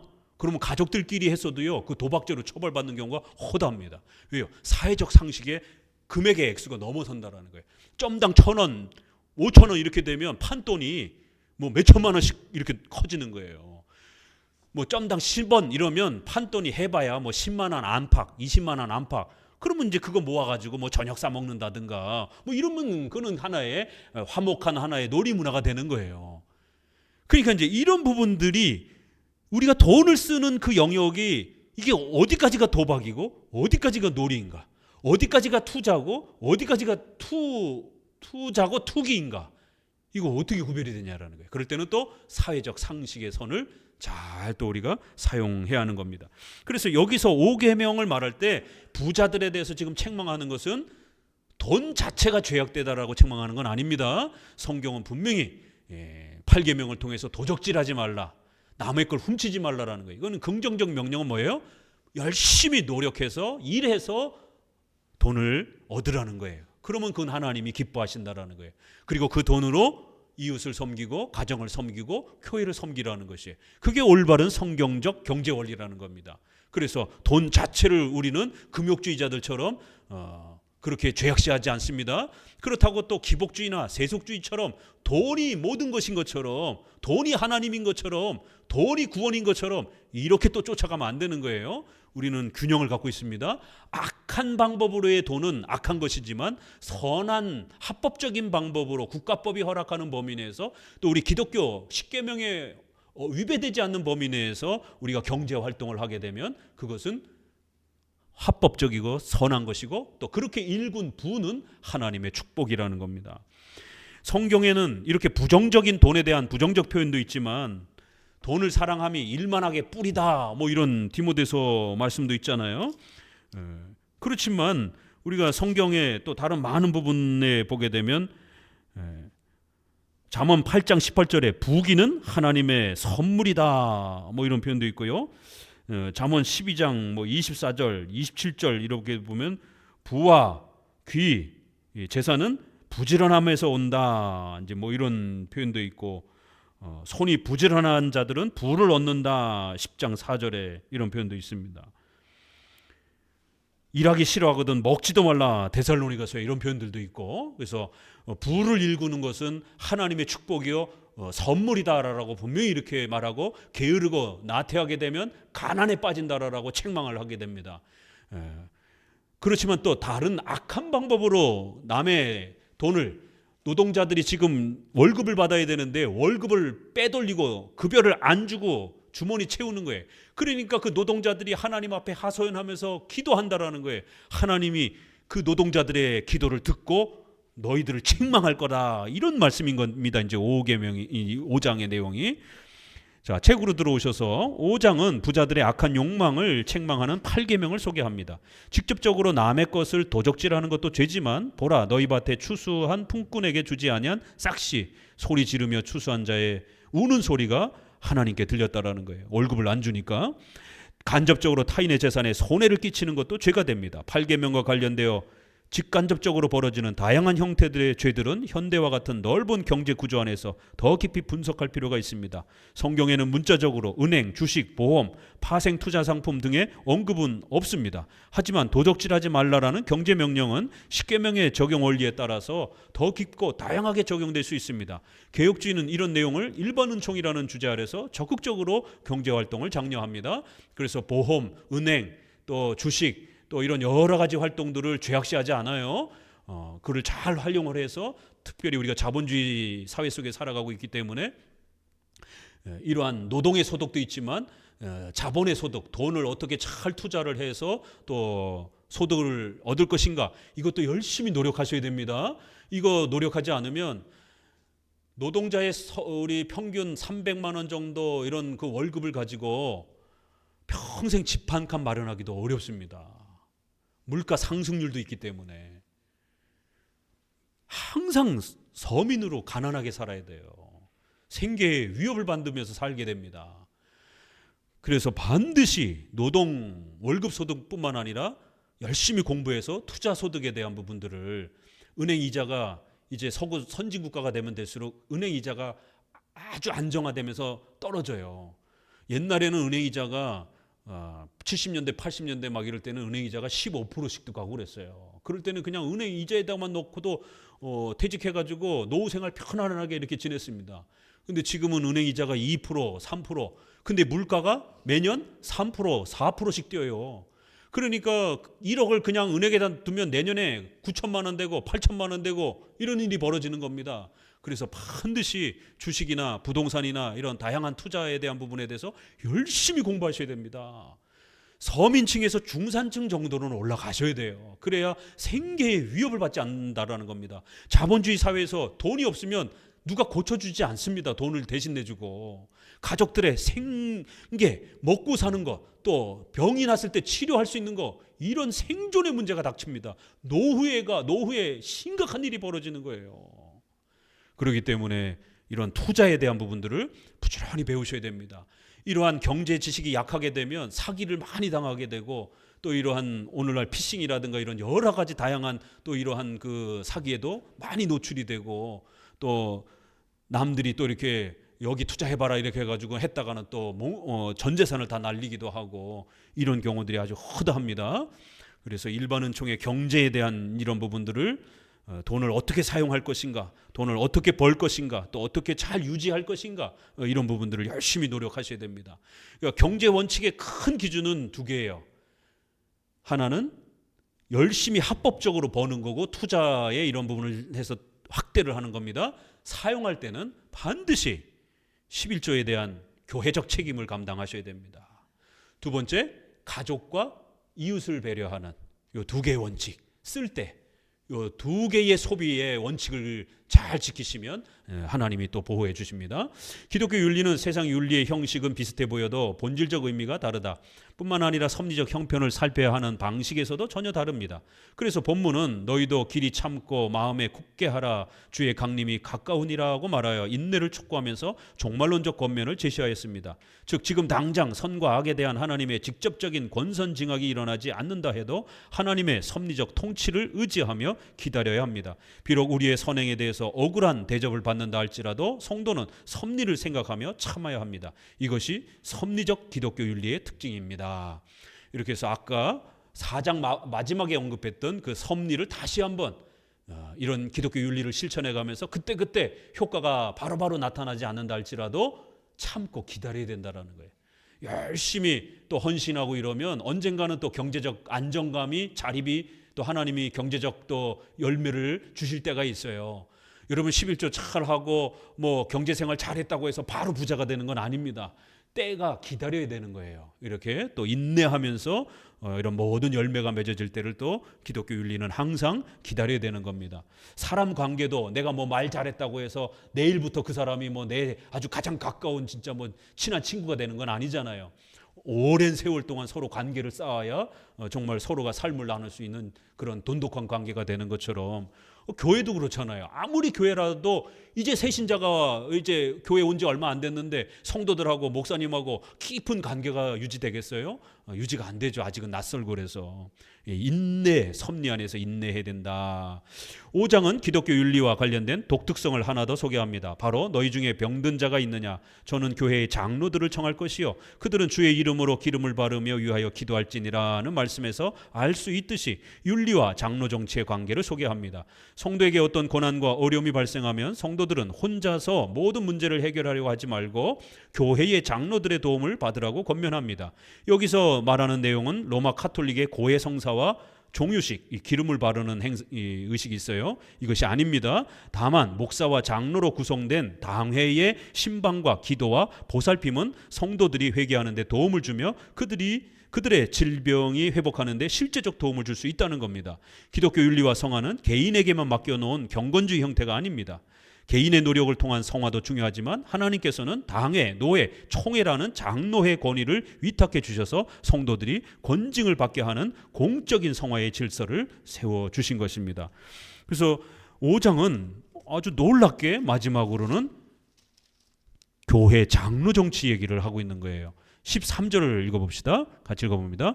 너희 중에 고난당하는 자가 있느냐? 저희는 찬송할지라. 너희 중에 병든 자가 있느냐? 저희는 교회 장로들을 청할 것이요 그들은 주의 이름으로 기름을 바르며 위하여 기도할지니라. 믿음의 기도는 병든 자를 구원하리니 주께서 저를 일으키시리라. 혹시 죄를 범하였을지라도 사심을 얻으리라. 이러므로 너희 죄를 서로 고하며 병 낫기를 위하여 서로 기도하라. 의인의 간구는 역사하는 힘이 많다. 이러면서 그 기도가 얼마나 놀라운 힘이 있는지 마치 엘리야가 비를 내리게 하는 이러한 어마어마한 그러한 능력도 기도를 통해서 이루어진 것처럼 교회의 당회의 도움을 받으면서 성도들이 이 질병의 어려움들을 요청하라는 거예요. 그러면 하나님께서 그런 기도를 들어주시겠다라는 겁니다. 혼자 해결하는 게 아니에요. 기독교 윤리는 고난당할 때도 있고 기뻐할 때도 있어요. 좋은 일이 있을 때도 있어요. 이렇게 인생은 두 가지예요. 어려운 때도 있고 즐거울 때도 있고 이런 모든 일들이 우리의 삶 속에서 일어난다라는 거예요. 특별히 이렇게 병들고 고난을 당하며 성도들이 엄청난 어려움에 처하잖아요. 그러면 혼자 해결하려고 하지 말고 반드시 장로들을 청하라는 거예요. 그래서 그분들이 와서 기름을 바르며, 그래서 이 기름을 성령으로 해석하는 분도 있고 일반 은총으로, 그때는 이제 올리브라든가 이런 걸 이렇게 치료용으로 기름을 바르기도 하고 그러니까, 근데 이제 일반 은총으로 해석하는 게 좀 더 나을 것 같아요. 문맥의 큰 흐름에 보게 되면 일반 은총이 굉장히 중요하잖아요. 그러니까 이런 일반 은총인 이런 치료의 도구들도 잘 사용하면서 교회의 목사와 장로를 청해서 기도하도록 그렇게 하라는 거예요. 그러면 죄도 사함받고 또 병도 치료가 되는 놀라운 역사가 일어난다라는 거예요. 그래서 너희 죄를 서로 고하라. 이 카톨릭이 이거를 갖다가 고해성사로 해석을 해버린 거예요. 목사 앞에 와가지고 죄를 고백하는 이런 걸로. 그러나 이것은 성도의 어려움을, 지금 어떤 어려움에 처해 있는지를 이렇게 기도 제목을 요청하는 그런 정도의 내용인 겁니다. 그리고 서로 기도하라 이렇게 해서 목회자와 장로의 이런 도움을 받으면서 와서 자신의 어려움을 이야기하고, 그러면 또 교회 지도자들은 그 성도들을 위해서 기도하는, 이거 성도들끼리 서로 기도하는 그런 내용이 아니에요. 문맥의 흐름을 보게 되면 서로 기도하라라고 했을 때는 그렇게 목사와 장로님을 초대해서 자신의 형편을 상담받고 그리고는 그 당회로부터 간절히 이렇게 기도를 받으라는 거예요. 그러면 하나님께서 그 기도에 강력한 은혜를 주셔서 치료의 역사가 일어날 거라는 겁니다. 이렇게 성도들은 반드시 혼자 신앙생활하는 게 아니라 반드시 교회에 속해서 교회의 이러한 당회의 치리와 질서 아래서 기독교 윤리를 성장시켜 가야 된다는 겁니다. 이렇게 마지막은 교회적 질서로 그렇게 윤리를 마감하고 있습니다. 기도합니다. 하나님 감사합니다. 우리 야고보